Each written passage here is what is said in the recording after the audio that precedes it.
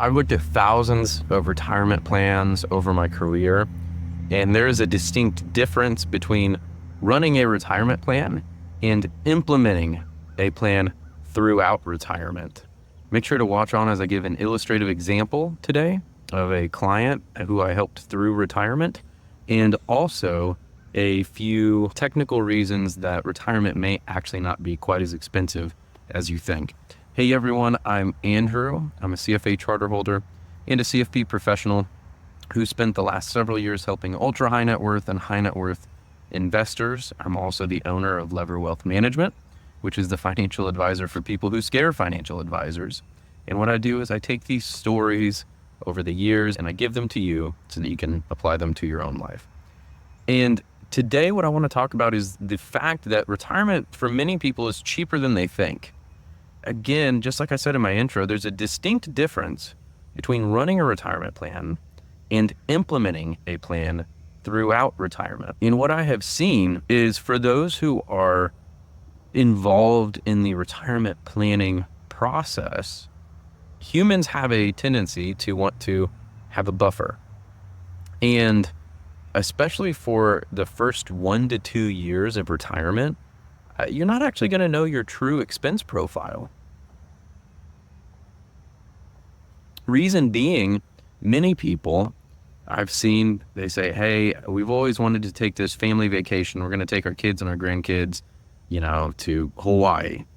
It's going to be 50 grand for the whole family.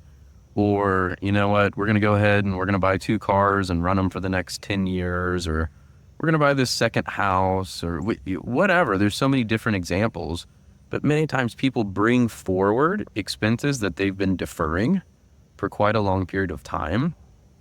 And so using your first 3, 6, 9, 12 months of expenses usually is not indicative of your next 20 to 30 years of expenses, okay? In practice, what I've seen is it takes about 18 to 24 months to understand your true expense profile. Some people love budgeting, others loathe it.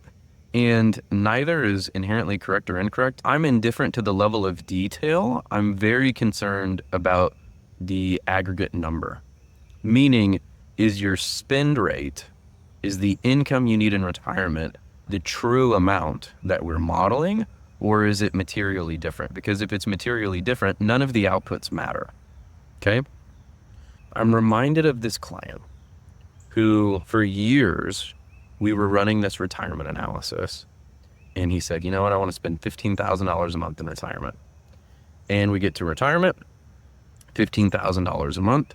He had a few lump sum things that he wanted to take care of, he and his wife. So we had some lump sum money sent out to them.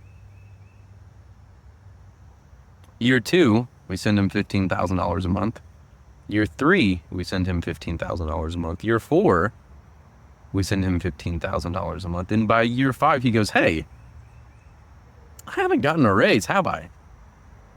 Yet the retirement plan assumed every year his income adjusted for inflation. And so on a real basis, he's been taking less and less and less each year. This is what I've typically seen.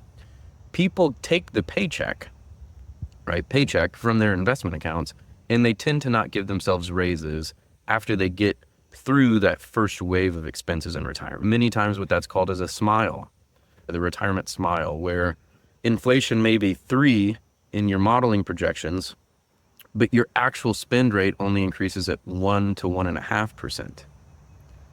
Anecdotally, I've found that to be very, very true. Another way that some people like to have things modeled is by having spending stages. Many times people called them the go-go, the slow-go, and the no-go years.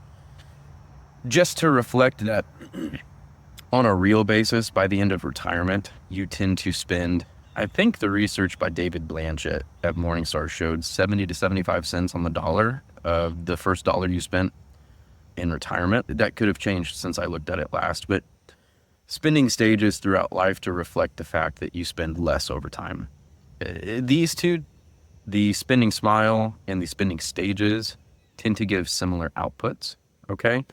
So I think it depends on the personality of the client. I would say in reality, the smile, which is I just don't give myself raises very often. Tends to be a lot closer to reality.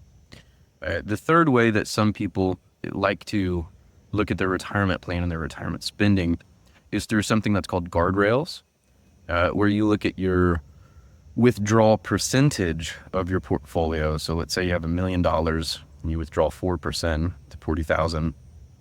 If your million grows to 1.2 million, you give your spending a 10% increase. If your million goes down to 800,000, you give your spending a 10% decrease.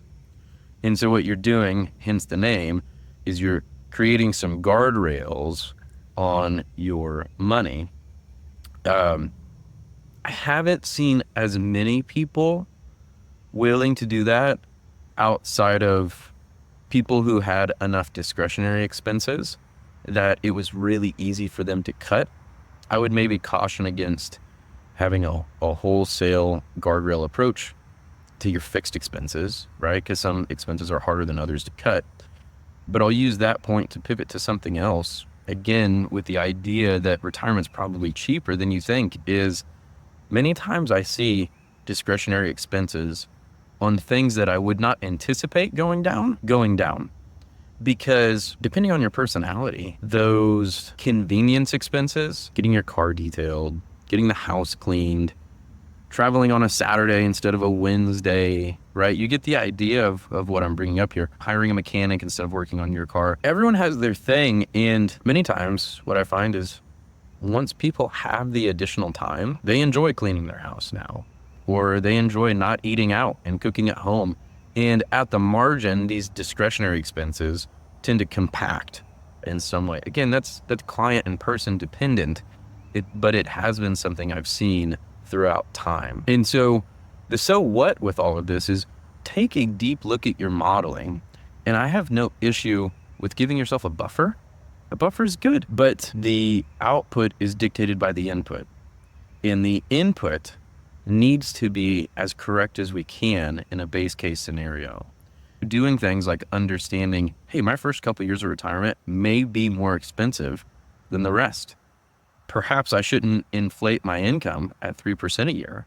And you start to get a true idea of what is my spend rate, and not just can I retire, but what is the portfolio I need to provide my income needs, and therefore what amount is left for legacy and philanthropy. Hope that's helpful. Until next time, thanks everyone.